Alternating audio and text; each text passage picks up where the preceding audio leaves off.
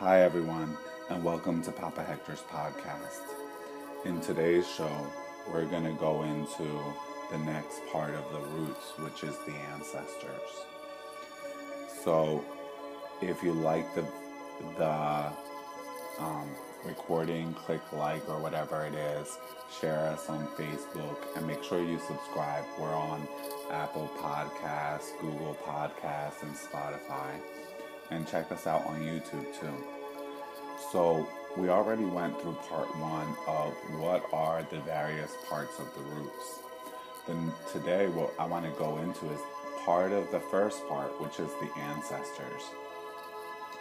So first I want to shout out to Chad, and I want to give a shout out to Cindy Bad, Randy, Sandy, and Pierre, and a number of other people who liked and who have subscribed. Good looking out. So first off, what I want to say is, one of the questions that I received, which is a really good question, is why not just serve the ancestors and not deal with the mysteries? Well, let's back up before I get into that. Let me not jump ahead of myself. First of all, you have to respect the ancestors. Respecting the ancestors means respecting the ancestral ways. If you're not from the culture, from the tradition, this is part of what you're going to need to learn in order to be a part of the culture and the tradition. The ancestors received the codes of how to deal with the spirits and the mysteries, but also received the codes of how to be as a person and how to deal within your community, how to interact, what are our moral codes. And part one is honor and respect. You can't get anywhere in these traditions without honor and respect. And that is a loaded requirement. Okay? Because when you honor and respect the ancestors and the elders, you realize that you stand on top of them. And it's very important to understand that if you're not respecting and honoring your elders, you're not respecting your ancestors. Because your elders are who you're standing upon, even if your ancestors if your elders are living. If your elders are living, you're standing on their shoulders in order to be connected. So if you're not respecting your elders, you're also not respecting the ancestors. When it comes to being an initiate especially, that level and that requirement of honor and respect is tenfold. Even more so, you're held up to a higher standard of honor and respect. So let's talk about how the ancestors were and how the ancestors be. First of all, the ancestors didn't tear people down, didn't tear each other apart. The ancestors built each other up. That's part of how they worked in order to create community and structure and strength. Remember, our traditions were kept secret for a long time, and it's because of the ancestors being able to work together with honor and respect that we survived. The next thing is that when I grew up, whenever you enter someone's home, at any point when you go to someone's home to visit or especially to stay, you bring something. That's just normal. You pay your way. The ancestors always paid their way. You pay your way, either in service or in money or in donation. The ancestors always paid their way. They didn't expect other people to carry them on their backs as a responsibility. The reason that the ancestors and the work works is because each person carries their way, pays their way, and carries their weight and adds to the community.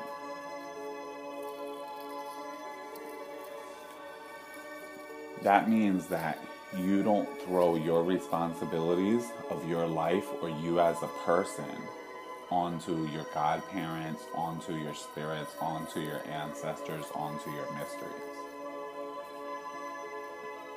My grandmother would always have a very good saying, which was basically, God reveals not or does not for you what you could do for yourself.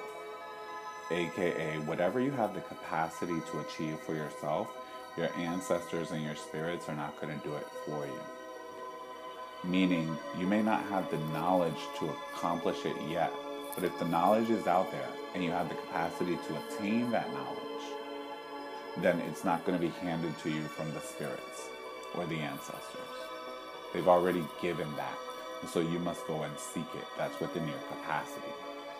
The ancestors and the spirits come in and help out most in areas where you have no real power to cause change or shifts.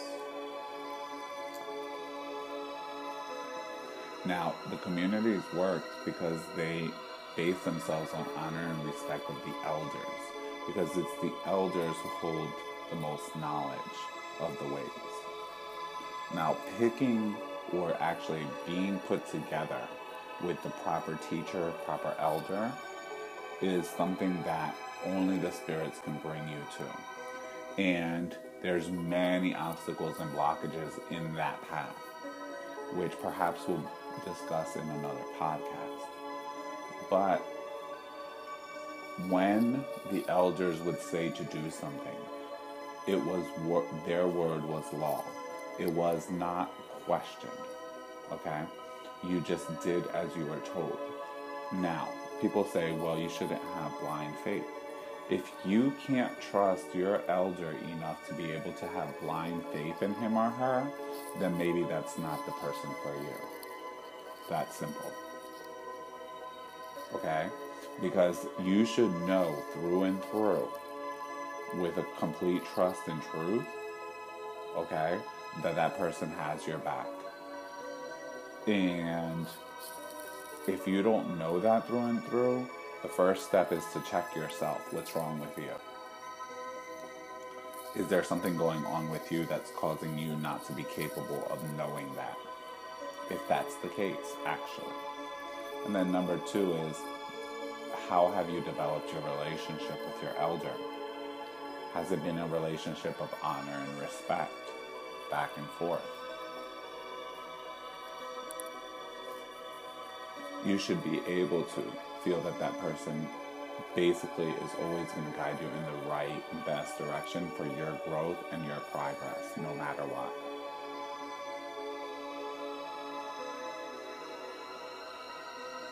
These are the ways things be or were. And it's the collapse of these things that collapses communities and the spiritual work. It's what causes cracks. So that means when your elder told you to do something, that's what you did. When you told an elder, when you spoke, your word was law. It was bond. Okay? It was bonded. What you spoke and what you did was in perfect alignment.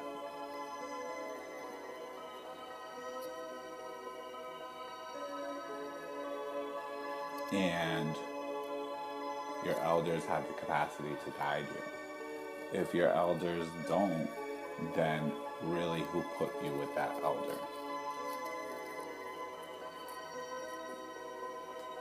The next thing is we always walk with character. That's something that's missing, unfortunately, in many places. Character. Good character. The way of the ancestors, the way of our tradition, was the way of having good character, having strength of character, having good morals, and coming from a place of unity, love, and assisting people, progress.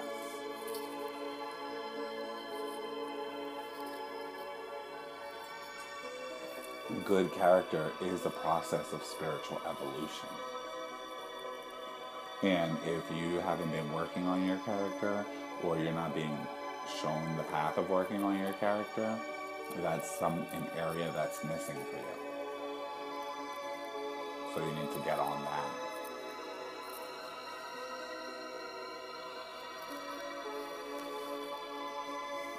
Because we, as people, okay, we represent. And if you're a servant of the mysteries, you're representing the mysteries wherever it is that you're going. If you're a servant of the mysteries, keyword servant of the mysteries, you have honor and respect. And if that includes honor and respect for the ancestors and the ancestral ways. The ancestral ways says when you go to someone's house, you extend your hands. When you are out in the street, when you're going out and about in your life, you look cleaned up, you're presentable, you're a person of honor and respect, a person that people can honor and respect, and that walks with honor and respect. Okay? You have good character. You protect the well-being of others. And you have honor and respect for your words and your actions.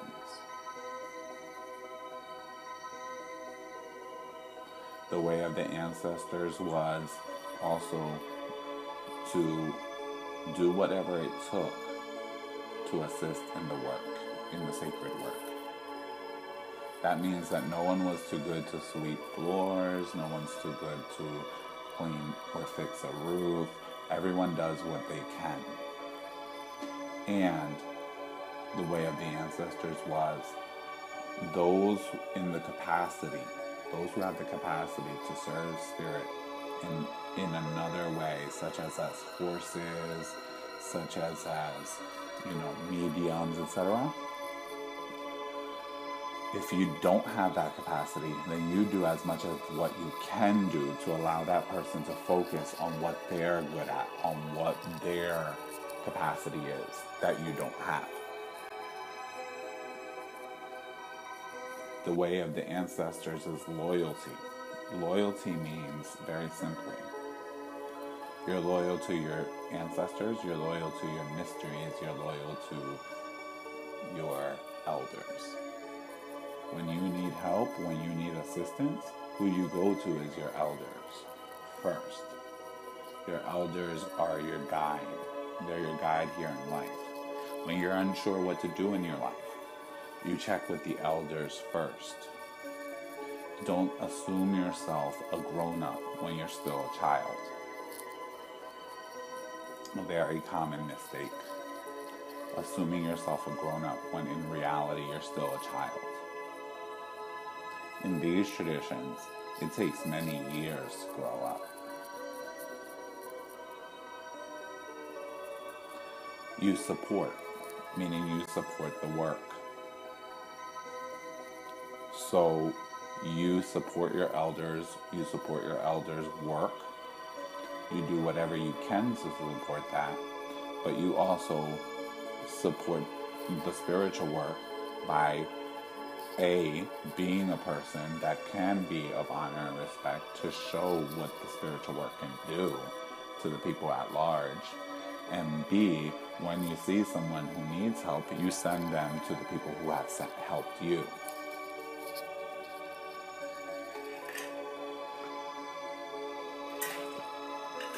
Being a person of honor and respect, something that was big with the ancestors, was knowing what you're capable of and what you're incapable of, what you can do and what you can't do. Knowing where your skills are at and where they lack. Knowing where you're at in your spiritual progression as how you can help others. Many people out there have good intentions to help other people. But even a doctor with good intentions but bad medicine fucks people up. Excuse my French. Okay? If intention doesn't matter when it comes to medicine. It's not the only piece of the puzzle. The medicine has to be right. Okay? So there's lots of people running around not capable of truly helping others because they have yet to really be able to help themselves. And yet, they're promoting themselves as helping others, and oftentimes, while they help with one hand, with the other, they're doing 10 times the amount of damage, making whatever help they've proven useless. That type of help includes teaching other people. You wait till the ancestors, the elders, the mysteries give you that permission, because you don't know. And since you don't know how to properly guide someone else, especially if you're not in that position yet to guide another. A title, an initiation, a ceremony does not give you that permission. That was something that the ancestors and the elders knew well. Ceremonies give you no permissions. They give you the permission to get started on that part of the path.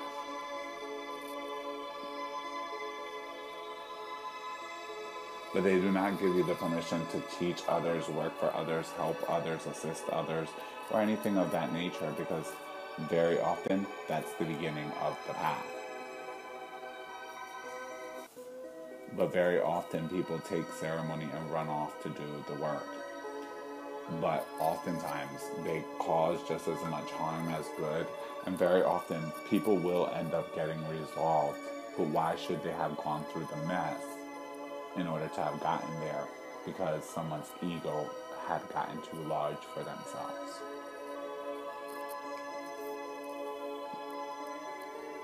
The way of the ancestors is not to be false with your elders. You're not false. You're real. You don't pretend to be one way. The way of the ancestors is not to judge the elders. You can't judge because you're a child, so you can't see. Just like when you were a child and you had judgments against your parents, but now as an adult you see why they did what they did, and some of your judgments were incorrect. You as a spiritual child with no sight don't have the ability to judge because you can't see. You will judge, but knowing that your judgments are wrong and kind of clearing your judgments are going to allow you to kind of grow in a different way. Okay? So these are all within the realm of the ancestors. Now, someone asked, Chad, I believe, asked, could people just go to Papa Legba as a starting point? Sort of. I'm not going to say necessarily yes right off the bat, okay? Because Legba is a tricky lot. So I would like to cover that maybe in another discussion. But the second question that was really good and pertinent to this topic was that if this is the power of the ancestors, and being that the ancestors are all in all the Afro-Caribbean traditions, why would one even bother to serve mysteries or other spirits? And that's simple. It's because the capacity and power of the ancestors, even collectively, is limited. Their power is limited. The power of the mystery is not limited to the same extent that the power of the ancestors. The power of the ancestors has the greatest capacity in your life. Okay? And it takes a lot more work, okay, for an ancestor to be able to create major shifts and changes. That's your ancestor for anyone outside of you. That's A. B is that the power of the mysteries, no matter which tradition it is, all traditions are complete within themselves, okay, are the powers of the larger forces that dominate and control your life, that the ancestors have no power over. The ancestors didn't have power over it in their own lives. And C, if you are from our backgrounds or cultures, then some of those mysteries are your ancestors. And it is the practice of your ancestors to serve the mysteries, recognizing the divine power and the power that's above even themselves. A human, even the ancestors, have limited power. Okay? Whereas mysteries and Orishas, Inkisis, whatever you serve, okay, have power over greater forces, the forces of nature, the forces of war, the forces of this and the forces of that. So, like all things, the power of the ancestors has its limitation, okay? And the ancestors are not connected to the divine and God in the same way. Lastly, your ancestors vary on their levels of spiritual elevation, okay? And being that they vary on their points of spiritual elevation, that makes a significant difference as far as what they can and cannot do, how they can and cannot advise you. Just because someone becomes an ancestor doesn't mean that they've suddenly become an angel.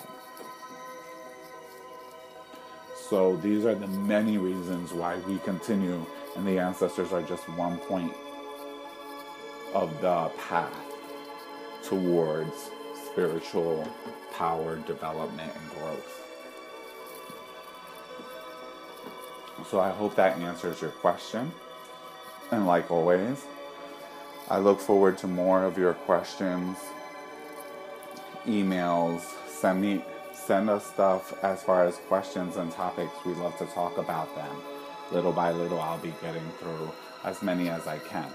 And again, don't forget to click subscribe. We're on Google Podcasts, Apple Podcasts, Spotify, YouTube, Facebook, Instagram. As my grandmother would say, "Cuanta madre hay." We're on everything. So don't forget to subscribe to us. And God bless you. Keep the faith. I'm getting prepped for a nice Metrezilio Gu ceremony coming up this weekend. And God bless all of you. May those spirits bless you as well. And we'll speak soon.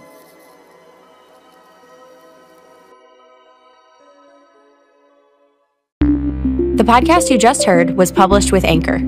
Got something you want to say to the creator of this show?